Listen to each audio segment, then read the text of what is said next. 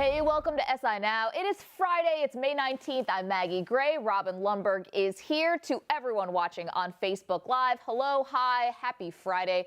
On today's show, we're going to put NBA draft prospects through our own version of a draft combine, plus a harrowing tale of one of the world's best rock climbers. You're not going to want to miss that. But we begin with one of our favorite games. We call it Hot Take, Smart Take. Our executive producer, Ben Teitelbaum, is here. He's going to give us some hot takes. We'll say if they're also the smart take. This is our sort of send up to where we are in sports talk media today. Yeah, it's a hot take culture, right? Hot take culture. We have to take the proper temperature. Yeah. Ben, how you doing? I'm doing well. Hot outside. It's going to be hot in here. Let's start with the Nelly? Hot in her, Oh, I yeah, think. it's pronounced her. It's her. I'm sorry, Yeah. I got that one wrong. Let's start with the All-NBA teams. Okay. Here's the hot take. That Klay Thompson, not Paul George, not Gordon Hayward, not Karl Anthony Towns, Klay Thompson was the biggest All-NBA snub. Robin, thoughts? That is not the smart take because Chris Paul was the biggest All-NBA snub. None of the people mentioned, actually. And if Kevin Durant can make the second team, he should have been on the third team, missing 20 games. Chris Paul, it's a joke that he's not on the team because that guy had so much impact on the Clippers this year. If you just look up the data, there was a 20-point swing whether he was on the court or not in their net rating, playing defense for him, setting things up, obviously that pick and roll with DeAndre Jordan. So CP3 deserved to at least be on the third team. You should be his agent because that's going to come in handy for his contract negotiations once he becomes a free agent this summer for sure.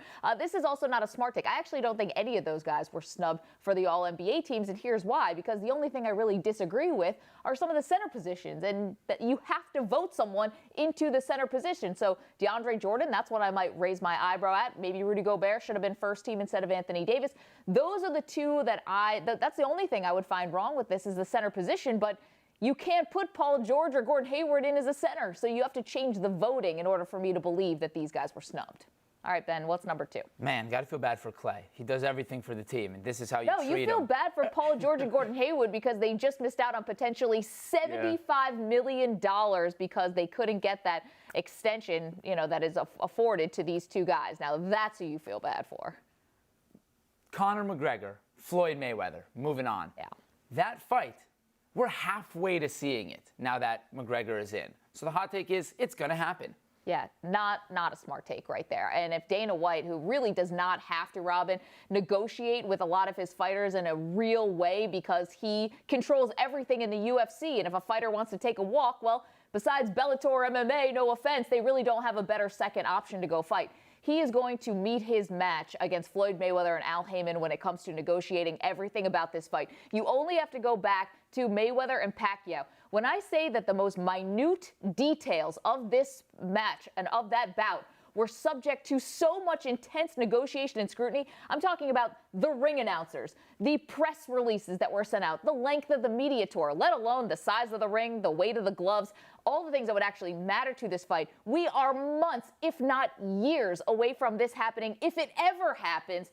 Dana White, I think, does not know what he is in for going up against Floyd Mayweather, who will fight him on every turn. Not to mention the money, which Mayweather is not going to relinquish one penny for this fight. I think it's the smart take, not because of Conor McGregor's side, but just because, there's enough smoke here where I expect there to be fire. You're right. Big bank take little bank, and Floyd is big bank in this case. And really what Conor McGregor is deciding is how much money is worth a guaranteed L. Because Floyd is going to be dictating the terms of this fight, it means it's going to be a boxing match, and McGregor stands no chance in a boxing. I know people don't like Floyd, but he's a master at his craft, and you don't go in there with a guy like him and leave yourself open as a not trained boxer and win. If Canelo Alvarez can't knock Floyd Mayweather out, obviously Conor McGregor ain't going to do it. So how much is worth taking that blemish on his record? Does this make you almost question Conor McGregor? Because maybe an athlete can convince themselves into anything. They can talk themselves up and think that he might have a chance.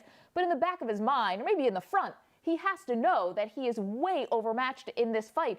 Does it hurt him to know that he's kind of going into this just purely for the payday and the spectacle? There's no shot he's going to win. Yeah, I guess I'd have to psychoanalyze him and figure out how deluded he actually was. But with Conor McGregor, he also has been very boisterous about everything he's done to promote. And the UFC, it's not quite the same as boxing, because a loss would be humiliating for Floyd. You do lose in the UFC. So I'd need to know Conor McGregor's future plans, because if he plans to go into pro wrestling, this would be a nice little stepping stone, right? Well, for people who think that the pie is big enough to satisfy all the egos and parties that are associated with this fight, you are underestimating. A pie contest couldn't have enough slices for everyone who's going to want to get paid off of this one. All right, Ben. 3 words for you. Okay. Big baller brand. Never heard of it. But get this. Hot take. LeVar Ball is not the main reason that teams might be scared of drafting Lonzo Ball. I will say smart take. He's not the main reason. He's an ancillary reason. He's becoming part of the context of the conversation where you have to take him into consideration. He's basically the tiebreaker. And Lonzo Ball is not this runaway favorite to be the #1 pick in the draft. You've heard various names, Josh Jackson and De'Aaron Fox rising up recently, of course, Fultz and Ball. So this is not a runaway situation where he's totally ruining Lonzo Ball. But if there's a team sitting there on the fence, I could see him being the tiebreaker when they go, all right, we have these guys about even. We don't want to deal with big baller brand and everything else that comes along with that. Yeah, I think this is also the smart take as well. And this is really a send up to the Washington Post. I'll give the credit where it's due, where they went back and listened to and looked at quotes that Rob Pelinka, the new general manager of the LA Lakers, gave when he was sitting courtside at the Sweet 16. We remember that game because it is the game where Lonzo got completely embarrassed by De'Aaron Fox and Kentucky. He scored 2 points in the second half, 10 points overall. He looked lethargic, disengaged. Everything about that game was an L for Lonzo. And yes, you don't want to judge a college basketball prospect just by one game. But Pelinka's quotes were very interesting. He said, you want to see the best players play in a huge game like this and see how they respond. It's very important. A big thing when you're judging talent is how guys compete at the highest level. At the highest level, Lonzo did not compete in that game. That could hurt him at the LA Lakers more than LeVar. You know what I'm really looking forward to is the draft cam of LeVar Ball if Lonzo doesn't go #2 to the Lakers. That will be TV gold. Could that replace Jordan Cry meme face? Potentially. Yeah. You need something big if that's going to get moved off the mantle. All right, Ben, what's next? 2 days ago, Gisele Bündchen said her husband Tom Brady suffers a concussion every year. Yesterday, Drew Brees came out and said if he had a concussion, he wouldn't tell his wife. Here's the take, that Drew Brees and Tom Brady are hurting football, the sport as a whole, by hiding their concussions. Yeah, it's a really smart take, and it's unfortunate because these are 2 quarterbacks who are the faces of the league, and we maybe, unfortunately, come to expect that guys who are fighting to make the roster, 3rd string, 2nd string, these guys would go to great lengths to hide their injuries because they're fighting for contracts and fighting for playing time. But Tom Brady's not fighting for a contract nor playing time. Neither is Drew Brees. If these guys can't police themselves, if they can't save themselves while sending a message to the college level, high school, and below that if you have a concussion, it's okay to take yourself out of the game. If these 2 guys aren't doing it, MVP Super Bowl champions aren't doing it, why would the rest of the league do it? This is a huge issue that's plaguing the NFL, and unfortunately, Drew Brees and Tom Brady just made it worse. Yeah, I think it's the smart take because hiding the concussion is just dumb. Here's the thing. You get it. It's the gladiator sport and all that, right? So these guys are raised and brought up in a culture that's very macho. But in the past, ignorance was a defense. You no longer have ignorance as a defense. And what I remember from 80s cartoons, G.I. Joe told you knowing is half the battle. These guys know now, and it's really foolish, both for your safety in the short-term, immediate term, and of course for your long-term health. And that goes for anyone, not just Tom Brady and Drew Brees, but especially Tom Brady and Drew Brees, because those guys are set financially, and they're also setting an example for others. I always worry about, too, we're seeing a lawsuit now with some of the players from the 70s. We're going to see more with the players from the 80s, 90s. This is going to continue. If you think that this lawsuit that's happening right now with the retired players versus the NFL is the only one we're going to have, then that's being really naive. How does this affect other players who are contemporaries of Tom Brady and Drew Brees when they want to be part of this lawsuit, yet you have the faces of the sport saying, yes, I knew, and yes, I hid it from the NFL? What was the NFL going to do about that? Well, that would help the NFL's case. Absolutely, that helps their lawyers. And it's bad for other players. That's why you felt for the other players, because they didn't know, and the NFL was sort of hiding all this information. Now that it's out there, you're signing up for this, but the problem is a lot grander and larger than that, because they're not just dealing with lawsuits. They're dealing with suiting up, future generations actually suiting up and playing. All right, final one, and this one is my favorite. Playboy Tom Brady today announced a sponsorship deal with who else? Aston Martin and a 211,000 some odd cents car. It makes so much sense to me. And the hot take is Tom Brady would make a great James Bond. I'm going to leave this one to you. You're the comic book guy. You're the movie guy. Not a smart take. I don't think Tom Brady is a good actor. I think this is all awkward. I'm sure Bill Belichick could provide him with good spy equipment to be James Bond. But beyond burn that, those tapes, Robin. This is not going to work. And I mean, I get it fits Tom Brady's brand. I kind of gagged seeing the Aston Martin thing too. I'm like, how elite do you have to be? Like, you know, you go from elite to elitist in this case. Yeah, what's next? Like Cristal and Viv Clicquot, maybe La Mer. That's a high-end woman's face lotion. Oh, I was using it last night. I know. Yeah, we know look that at my pores. You look fabulous. Yeah. Here's my question, though, about Brady, right? Let's take the James Bond comparison. Do we actually know if Brady has any other skills besides throwing a football? I don't know. Does he seem like that smooth, suave, you know, Rico Suave, James Bond? You know, does he like martinis? The guy hasn't probably had a drink since 1990. You've seen him dance. You've seen him at the Kentucky Derby. None of that stuff says James Bond suave to me. No, it doesn't. I can't see him like sitting down at the casino, you know, just like pushing all the chips to the middle of the table. Does look good in a tuxedo, though. I have to give him credit where it's due there. But if you're James Bond, you got to be able to ski. You got to be able to speak several languages. I mean, I don't know if Brady moves through the room in the same way that James Bond does. Nah. Let me just say, float like that. I don't. the takes were hot. You guys were on fire. No, yeah. Yeah, we were smart. Flames.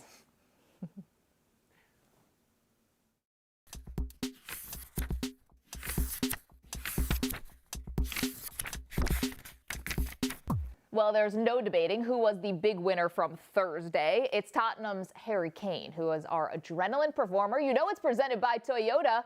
Let's go places. The Spurs striker dominated Leicester City, scoring 4 goals on the way to a 6-1 victory. Kane became just the second player to score 4 goals in a Premier League game this season. His final tally for the year, 26 goals, which is tops in the league with just 1 game to go. Kane has led second-place Tottenham to its best season in 54 years and looks to be narrowing in on his second straight Premier League Golden Boot, which is the award given to the player who scores the most goals in a season.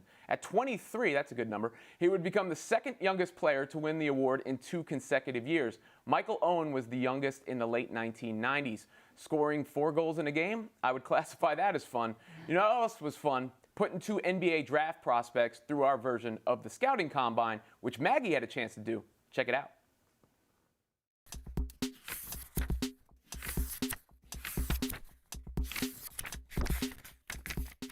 Justin Patton, Edmond Summer, we have gotten you here because you're going to do our Sports Illustrated NBA Draft Combine. A little bit different than the one you just came from in Chicago. We're going to have you spin the wheel. There's going to be a bunch of things this correlates to. Okay, step up, spin this wheel.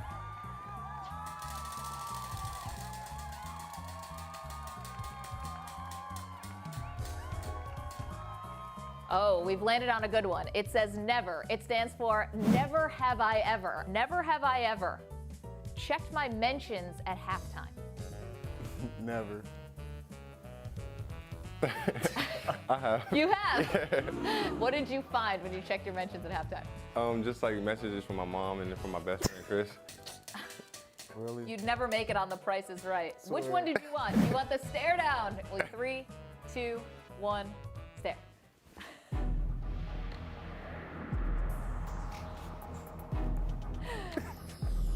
I love the gamesmanship.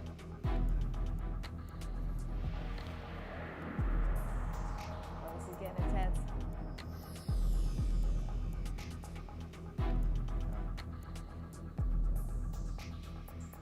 Oh, how are you guys doing this? All right, take a little water here. Let it go.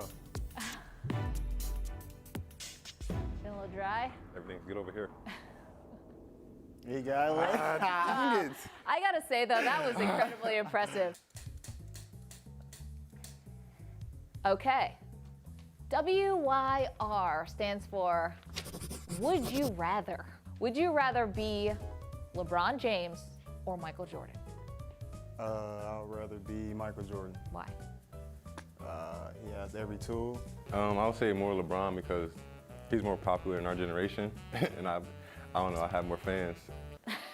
They probably got the same amount of fans. No. More fans around my age. 1, 2, 3, 4. I declare no more. 1, 2, 3, got him. The shimmy.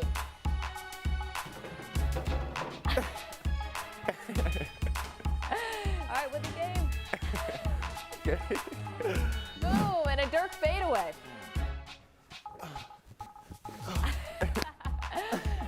I actually like that one with the knee came right up. It was like 90-degree angle. I'm going to do a little modern day Dirk. He's a little old, so sweet.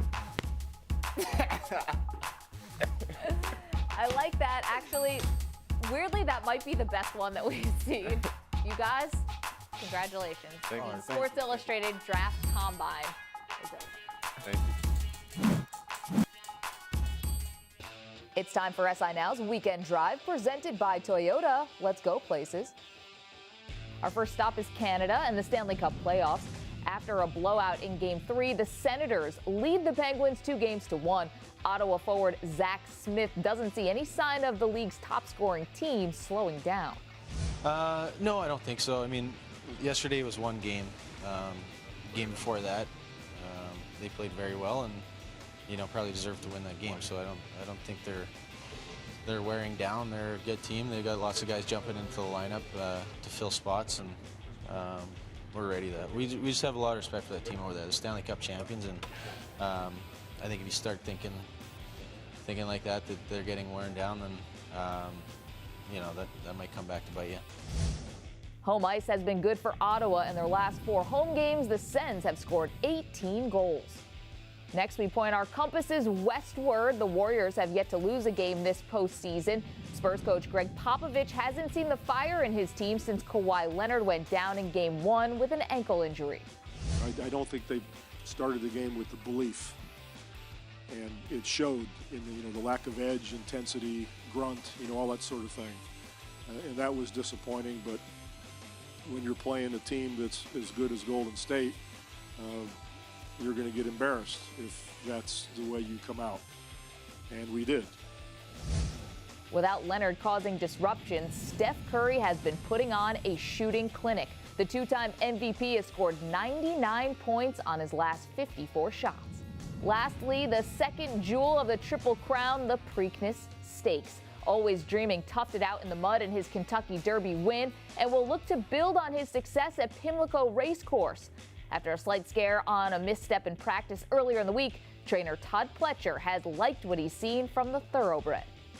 I thought he had a very enthusiastic, strong, contained gallop. And he's given us a great feel, shown us everything we're hoping for, leading back in 2 weeks. That tank seems full, he seems eager to go, and we're just trying to keep him on the ground one more day.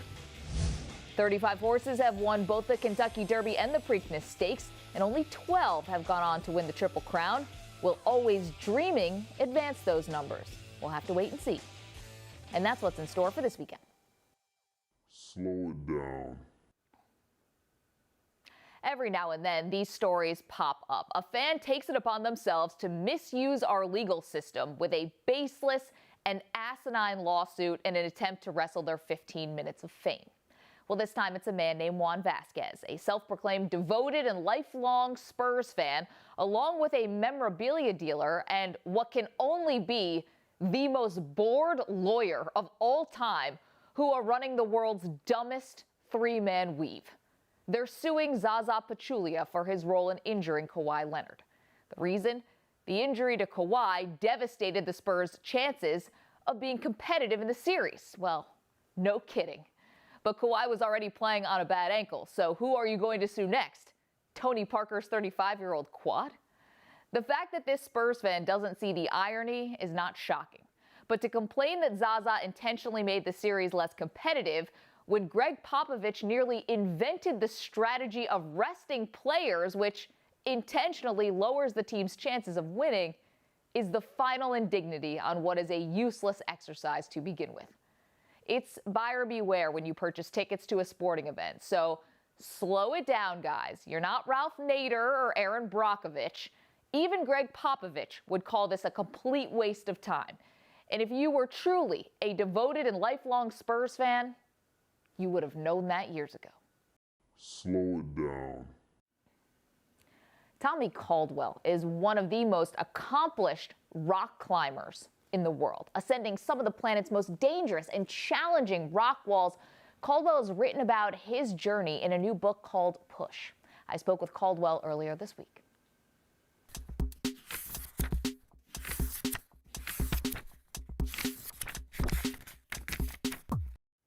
Tommy, in this book, you get very honest about the adversity that you have encountered, not just climbing some of the largest mountains and steepest mountain faces in the world, but just personally. And I'd love to know, when things are bleakest, when the adversity is at its toughest, what does climbing give you then? Climbing is this incredibly empowering thing. It's a friend. You know, I was always a bit of a socially awkward person, and so I always had the mountains and climbing to lift me up in the hard times, and it gives you something to kind of shoot for and to dream and to focus on. So, yeah, that's kind of when it's at its best, is when you really need it. You were captured by militants in Kyrgyzstan, which is unbelievable to think about. What was that experience like for you? I mean, Kyrgyzstan was one of these life inflection points. Like, I think when I think back about my life, I sort of quantify it as like my life before that event and my life after that event. It was, at the time, I was 20 years old, or 21 years old, and it was so far out there for me that it kind of changed everything in a way that I didn't fully process until I went back to write this book. Yeah, I imagine that this was at many points very difficult to relive this story. Do you mind sharing a little bit about what happened? You were climbing, obviously. The year 2000, before 9/11, we're in Kyrgyzstan, which in this mountainous region, pretty remote place, and we ended up climbing in this valley that got invaded by this Al-Qaeda affiliated group called the Islamic Movement of Uzbekistan. And the Kyrgyz military came to fight this group high in the mountains. Like, we had to helicopter in, and we just happened to be right at the point of collision. Got taken hostage for 6 days, and eventually escaped when I pushed one of our captors off a cliff. So that's the really quick, like, it's almost, it's like a movie, yeah. But you lived it in real life. How you mentioned your life is almost pre this happening and then post. How do you go back to Colorado where you live after something that intense has happened to you? I mean, it was a surreal time in life. I think I had to do, it was too intense to totally process, and so I just floundered, honestly, for a little while. But there were elements of that experience that were very empowering. Like, for instance, we had to endure more pain and sort of like both physical and mental anguish than I had ever experienced, like more than I thought I could in the past. And so everything since then has felt relatively minor in comparison, which is actually quite useful to climbers. Imagine if you take fear and pain out of your life, you're going to be able to do a lot. Wow. Well, we're so glad that you made it out of there. You mentioned about physical and emotional pain. Physical pain, you've given a finger. You said that made you a more cerebral climber, having to go through this. Is there maybe a mountain, a rock face, something that you think you would not have been able to conquer had it not been for losing your finger, becoming that more cerebral climber? Yeah, I mean, probably most of the things that I've done, actually. Kyrgyzstan was a catalyst to kind of push me forward. Losing my finger was the same. Suddenly, this thing of rock climbing, like I could lose it. I felt like I could lose it. And that makes you, that's motivating. That was motivating to me. And also what it did is it pushed me more in the realm of adventure climbing. I was more of a gymnastic climber. I did a style type called bouldering and sport climbing primarily, and I knew on some level that I'd never be as good at those styles of climbing with a missing finger, so I went more into the mountains, and that was where I excelled. Yeah, and talk about a silver lining to find that and to find a true calling off of something that I'm sure was incredibly painful. You've done some really unbelievable things in terms of the Dawn Wall, which climbers will know, but maybe the general public wouldn't understand. Can you describe what this is like in Yosemite and why in 19 days did you climb this wall? Yeah, so the Dawn Wall is on climbing sort of central big rock face in Yosemite National Park on El Capitan. And people have been climbing all over this face for years, but there's this one section that just looked, harder than all the rest. To a lot of people it seemed, unreasonably hard. And since I had been climbing on El Cap specifically for so many years, I was probably the one person that could look at this wall and understand that maybe there was a way to climb it. And it became a 7-year saga. when I topped out, it was like my dream coming true in a lot of ways. I felt very elated, but it was also like the end of a relationship. Okay. Yeah. Well, it's fantastic to read about your adventures in the book. As someone who is not very adventurous, this is as close as I'm going to get to any kind of climbing, and I would recommend it. It's called The Push, A Climber's Journey of Endurance, Risk, and Going Beyond Limits. Tommy Caldwell, thank you so much. Thank you really so much. appreciate it. Thank you.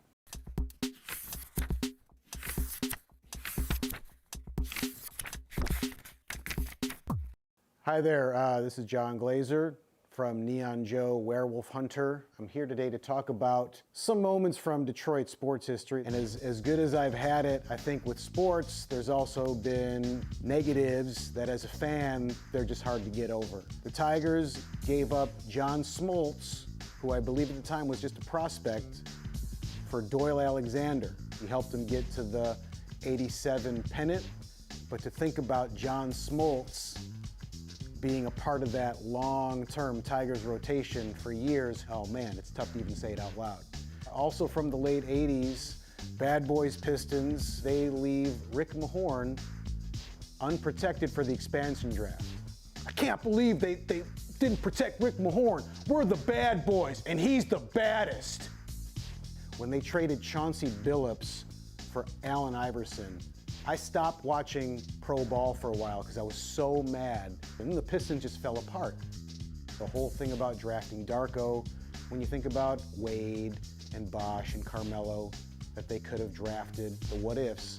But the Billups one, that's just tangible. He's on the team. They've won a championship with him. Why do you get rid of that guy? Those are some of my tales of woe as a Detroit sports fan. Check out Neon Joe Werewolf Hunter Season 2 on Adult Swim. Starts May 22nd at midnight. Runs every night that week as a mini-series, Monday through Friday, and then it's in reruns, and check it out. It's really dumb.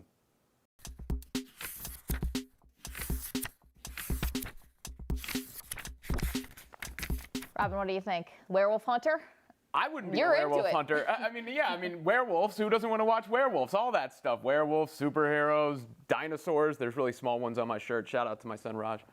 I know everyone is very complimentary of the shirt today. Fantastic week. Thank you so much for being here. It's been just awesome going through all the week's topics with you. And thank you, of course, for watching. Without you, it's not possible. So we appreciate it. Have a fantastic weekend.